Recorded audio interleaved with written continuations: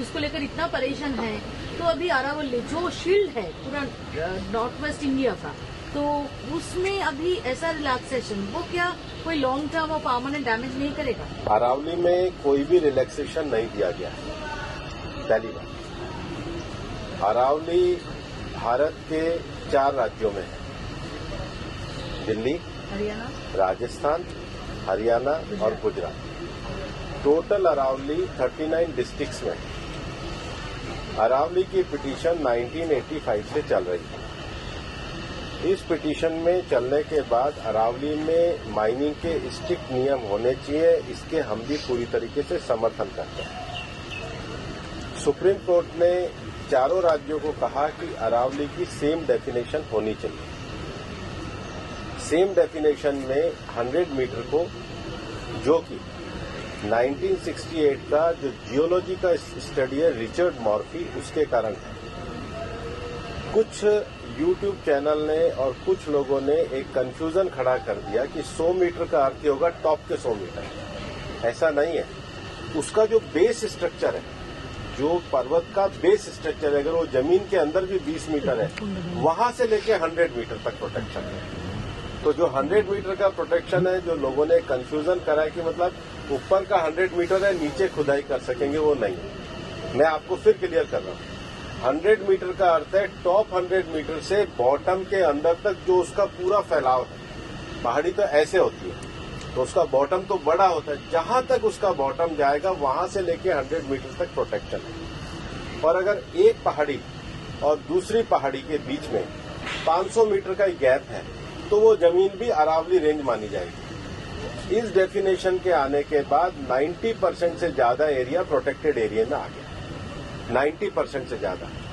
मेरा ये स्टेटमेंट लिख लीजिए, टोटल अरावली का एरिया 1,47,000 स्क्वायर किलोमीटर है।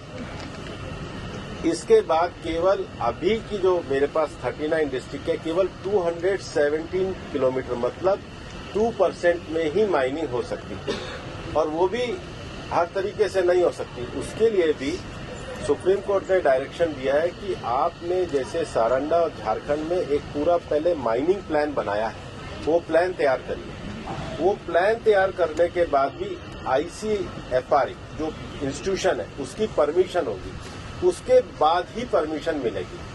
दिल्ली में कोई भी माइनिंग अलाउ ही नहीं है, ना होगी। मैं फिर दोहरा रहा हूं, दिल्ली के अरावली हिल्स में माइंस पूरी तरीके से बैन है।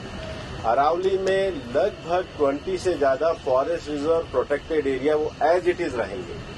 तो reserve area, protected area, even 100 metre भी पहले क्या होता था, जो लोगों ने करा था कि टॉप को छोड़ के नीचे खुदाई करते थे, तो वो एक तरीके से उसके चारों तरफ करते थे। अब वो भी नहीं कर सकेंगे। तो मुझे लगता है सुप्रीम कोर्ट ने जो निर्णय दिया है, ministry of environment, survey of India, geological survey of India, और जियोलॉजिकल सर्वे ऑफ इंडिया में जो इंटरनेशनल स्टैंडर्ड है रिचर्ड मॉर्फी, उसको दिया।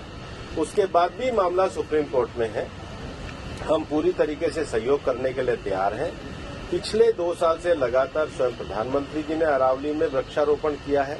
ये सरकार पिछले 2 साल से ग्रीन अरावली का मूवमेंट चला रही है। मैंने खुद ने पिछले दिनों उदयपुर में सारे डीएफओस की, मतलब चारों जिलों के 39 डीएफओ की मीटिंग करी है। हम हर डिस्ट्रिक्ट में अरावली की नेटिव स्पीशीज का एक नर्सरी लगा रहे हैं।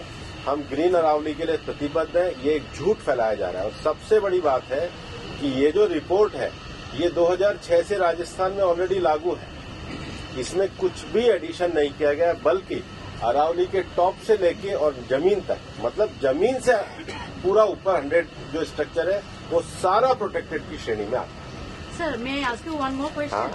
सर, जैसे टाइगर, उसका तो कोई बाउंड्री नहीं है, उसका कोई